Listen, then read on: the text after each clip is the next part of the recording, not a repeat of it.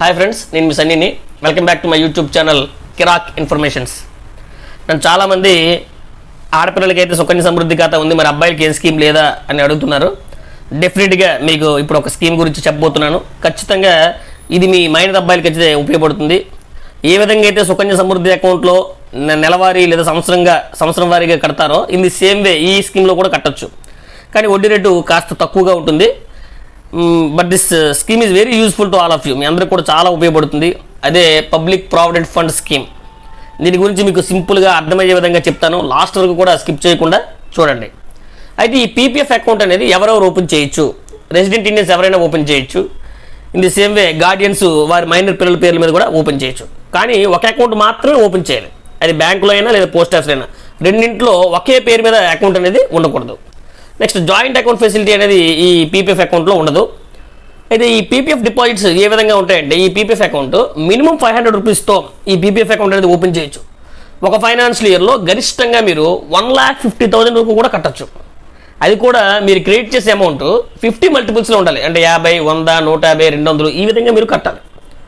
There is no restrictions on number of payments. అంటే మీరు చేసే ఈ క్రెడిట్స్ అనేవి, పేమెంట్స్ అనేవి ఈ పీపీఎఫ్ అకౌంట్లో ఎన్నిసార్లు అయినా చేయొచ్చు, ఎలాగైనా చేయొచ్చు. నెలగా చేయొచ్చు, డేగా చేయొచ్చు, ఎన్నిసార్లు అయినా కూడా ఒక ఇయర్లీ వన్స్ కట్టచ్చు, ఏదైనా కట్టచ్చు. But up to maximum 1,50,000 per financial year అనమాట. అంటే ఇందులో డిపాజిట్ చేసే డిపాజిట్స్ కూడా qualify for deduction under section 80C కింద కూడా ఇవి ఈ పీపీఎఫ్ డిపాజిట్స్ అనేవి మీకు క్వాలిఫై అవుతాయి. ఒక ఫైనాన్షియల్ ఇయర్లో అట్లీస్ట్ మీరు 500 డిపాజిట్ చేయకపోయారు అనుకోండి, మీ పీపీఎఫ్ అకౌంట్ అనేది డిస్కంటిన్యూడ్ అవుతుంది. అదే పీపీఎఫ్ అకౌంట్లో మనం లోన్ తీసుకోవాలన్నా కూడా ఈ డిస్కంటిన్యూడ్ అకౌంట్ అయితే, ఒకవేళ ఇన్ కేసు డిస్కంటిన్యూడ్ అకౌంట్ అయితే ఈ లోన్ ఫెసిలిటీ అనేది మీకు వర్తించదు. మరలా అది యాక్టివ్ చేయాలంటే ఎన్ని సంవత్సరాలు అయితే మీరు కట్టలేదో, ఎన్ని ఫైనాన్షియల్ ఇయర్ అయితే కట్టలేదో ఆ ఫైనాన్షియల్ ఇయర్ యొక్క ఎరియర్స్ ప్లస్ ఇప్పుడు మీరు ఏదైతే దాన్ని యాక్టివేట్ చేయాలనుకున్న ఆ financial year amount plus penalty, అంటే ఈచ్ ఫైనాన్షియల్ ఇయర్కి 50 రూపాయలు పెనాల్టీ కట్టాల్సి ఉంటుంది. అవన్నీ కడితేనే మీకు ఈ పీపీఎఫ్ అకౌంట్ అనేది యాక్టివేట్ అవుతుంది. అయితే ఈ పీపీఎఫ్ ఇంట్రెస్ట్ ఏ విధంగా ఉంటుంది అంటే, ఈ పీపీఎఫ్ ఇంట్రెస్ట్ అనేది మనకి క్వార్టర్లీ బేసిస్ చేంజ్ అవుతూ ఉంటుంది.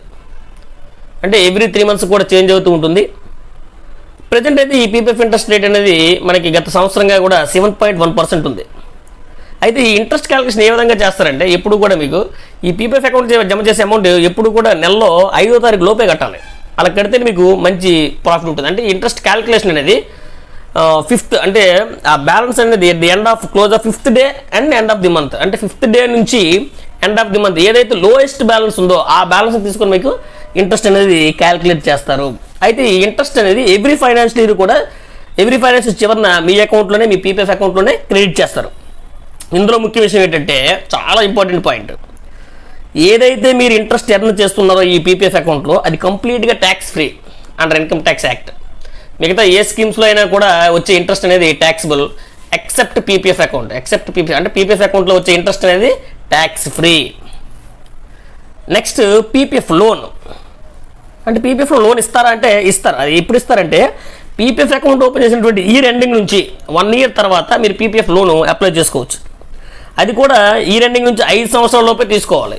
5 సంవత్సరాల లోపే మీరు తీసుకోవచ్చు. ఈ లోన్ అనేది మీకు 25% మీ బ్యాలెన్స్ నుండి తీసుకోవచ్చు. అంటే ఎప్పుడైతే లోన్ అప్లై చేస్తున్నారో దానికి ముందున్న సంవత్సరంలో బ్యాలెన్స్లో మీరు 25% లోన్ తీసుకోవచ్చు. మీరు ఒకవేళ ఫస్ట్ లోన్ తీసుకున్నారనుకోండి, ఈ ఫస్ట్ లోన్ కంప్లీట్గా మీరు రీపే చేస్తేనే మీరు సెకండ్ లోన్కి ఎలిజిబుల్ అవుతారు. అదర్వైజ్ నాట్ ఎలిజిబుల్ అన్నమాట. అయితే మీరు తీసుకున్నటువంటి ఈ లోన్ అమౌంట్ని 36 సంవత్సరాల లోపు కానీ మీరు కట్టినట్లయితే మీకు ఇంట్రెస్ట్ అనేది, అంటే ఆ లోన్ ఇంట్రెస్ట్ అనేది 1% మీకు అనేది కట్టచ్చు. అది కాకుండా ఒకవేళ కానీ మీరు రీపే చేయలేకపోతే వితిన్ 36 monthsలో కానీ మీరు పే చేయలేకపోతే ఆ లోన్ అమౌంట్ని మీకు ఈ 1% బదులు 6% మీ దగ్గర నుంచి వసూలు అనేది చేస్తారు. ఇది చాలా ఇంపార్టెంట్, గుర్తుపెట్టుకోండి. అయితే ఈ పీపీఎఫ్ అకౌంట్ నుంచి విత్డ్రా కూడా పొందొచ్చా అంటే పొందొచ్చు. అంటే ఎస్, అంటే మనం ఎవ్రీ ఫైనాన్షియల్ ఇయర్ కూడా విత్డ్రా చేయొచ్చు.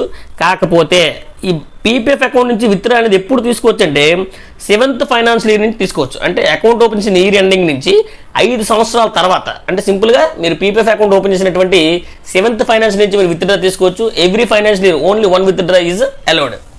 ప్రతి ఫైనాన్షియల్ ఇయర్ కూడా మీరు 1 విత్డ్రా అనేది తీసుకోవచ్చు. అది కూడా మీరు 50% తీసుకోవచ్చు. మీ బ్యాలెన్స్ నుంచి 50% తీసుకోవచ్చు. ఎలా తీసుకోవచ్చు అంటే, మీరు ఎప్పుడైతే ఈ విత్డ్రాకి అప్లై చేస్తున్నారో దానికి ముందున్న సంవత్సరంలో 4th year at the same time దాని ప్రిసీడింగ్ ఇయర్ ఏదైతే లోయెస్ట్ బ్యాలెన్స్ ఉంటుందో దాని నుంచి మీరు 50% మీరు తీసుకోవచ్చు. అంటే ఏ 50% అయితే లోయెస్ట్ అవుతుందో అది మాత్రం మీకు పీపీఎఫ్ విత్డ్రాగా ఇస్తారు. అయితే ఈ పీపీఎఫ్ అకౌంట్ ప్రీమెచ్యూర్ క్లోజర్ చేయొచ్చా అంటే చేయొచ్చు, బట్ కొన్ని కండిషన్స్ ఉన్నాయి. అది ఎప్పుడు చేయొచ్చు అంటే ప్రీమెచ్యూర్ క్లోజర్ అకౌంట్ ఓపెన్ చేసిన ఇయర్ ఎండింగ్ నుంచి 5 సంవత్సరాల తర్వాత మీరు పీపీఎఫ్ ప్రీమెచ్యూర్ క్లోజర్ చేసుకోవచ్చు, కానీ కొన్ని కండిషన్స్లో మాత్రమే చేసుకోగలం. అది ఎప్పుడంటే ఒకవేళ అకౌంట్ హోల్డర్కి ఏమైనా థ్రెటనింగ్ డిసీజెస్ నయం కాని వ్యాధి ఏమైనా వస్తున్నట్లయితే అప్పుడు చేసుకోవచ్చు. లేదా అప్పుడు స్పౌస్ అట్లా కాకుండా మీ మీద డిపెండెంట్ చిల్డ్రన్ కానీ స్పౌస్ అయితే ఎవరైతే ఉన్నారో వాళ్ళకు కూడా ఎవరైతే ఉన్నారో వాళ్ళకు కూడా అట్లాంటి డిసీజెస్ వస్తే వాళ్ళ తరపున మీరు క్లోజ్ చేయొచ్చు. In the same way higher education of account holder అంటే మీ యొక్క హైయర్ ఎడ్యుకేషన్ కానీ లేదా మీ డిపెండెంట్ చిల్డ్రన్ యొక్క హైయర్ ఎడ్యుకేషన్ కోసం కూడా ఈ పీపీఎఫ్ ప్రీమెచ్యూర్ క్లోజర్ చేసుకోవచ్చు. ఇన్ కేస్ ఆఫ్ మీరు ఏమైనా రెసిడెంట్ స్టేటస్ చేంజ్ అయిపోయింది అనుకోండి, సపోజ్ మీరు బికమ్ ఎన్ఆర్ఐ అయిపోయాడు అనుకోండి, అప్పుడు కూడా మీరు ఈ ప్రీమెచ్యూర్ క్లోజర్ చేయాలి, ప్రీమెచ్యూర్ క్లోజర్ చేసుకోవాలి. కానీ ఈ ప్రీమెచ్యూర్ క్లోజ్ చేసినప్పుడు ఏంటంటే at the time of premature closure 1% will be deducted. ఏదైతే మీరు పీపీఎఫ్ అకౌంట్ ఓపెన్ చేశారో ఆ పీపీఎఫ్ అకౌంట్ ఇంట్రెస్ట్ రేట్ నుంచి 1% డిడక్ట్ చేసి మీకు అమౌంట్ ఇవ్వడం అనేది జరుగుతుంది. నెక్స్ట్ పీపీఎఫ్ మెచ్యూరిటీ ఎప్పుడంటే ఆఫ్టర్ 15 ఇయర్స్. సుకన్య సమృద్ధి అయితే 21 ఇయర్స్, ఇదైతే 15 ఇయర్స్. ఆఫ్టర్ మెచ్యూరిటీ మీరు 15 ఫైనాన్షియల్ ఇయర్స్ అయిపోయిన తర్వాత మీరు పోస్ట్ ఆఫీస్కి వెళ్ళి మీ యొక్క పాస్బుక్ మరియు క్లోజర్ ఫామ్ ఇచ్చినట్టయితే వాళ్ళు మీకు మీ యొక్క పోస్ట్ ఆఫీస్ సేవింగ్స్ బ్యాంక్ అకౌంట్కి కానీ లేదా బ్యాంక్ కానీ మీకు ట్రాన్స్ఫర్ చేస్తారు. అది మెచ్యూరిటీ, ఆ విధంగా క్లోజ్ చేసుకోవచ్చు.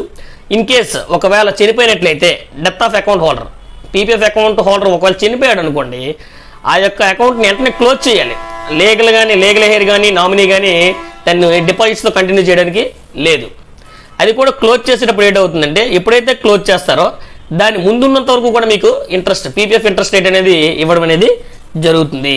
ఇంకా దీని గురించి మీకు కంప్లీట్గా చాలా వీడియోస్ మన కిరాక్ ఇన్ఫర్మేషన్ ఛానల్లో చెప్పాము, అవన్నీ మీరు చూడండి, మీకు ఇంకా పూర్తిగా అర్థమవుతుంది. ఇంకా ఇప్పుడు నేను చెప్పిన దాంట్లో మీకు ఏమైనా డౌట్స్ ఉంటే నా కామెంట్ రూపంలో తెలియజేయండి, మీకు చెప్తాను. కానీ ది బెస్ట్ స్కీమ్ మైనర్ పిల్లలకు మాత్రం, మైనర్ అబ్బాయిలకు మాత్రం the best scheme 15 years scheme మనందరికీ కూడా ఉపయోగపడుతుంది. ఇంకా మీకు ఏమైనా డౌట్స్ ఉంటే మాకు కామెంట్ రూపంలో తెలియజేయండి, మీ యొక్క ప్రతి కామెంట్కి కూడా నేను రిప్లై ఇస్తాను. మీకు కనుక ఈ వీడియో నచ్చినట్లయితే లైక్ చేయండి, షేర్ చేయండి, కామెంట్ చేయండి. Don't forget to subscribe my YouTube channel Kiraak informations. Thank you.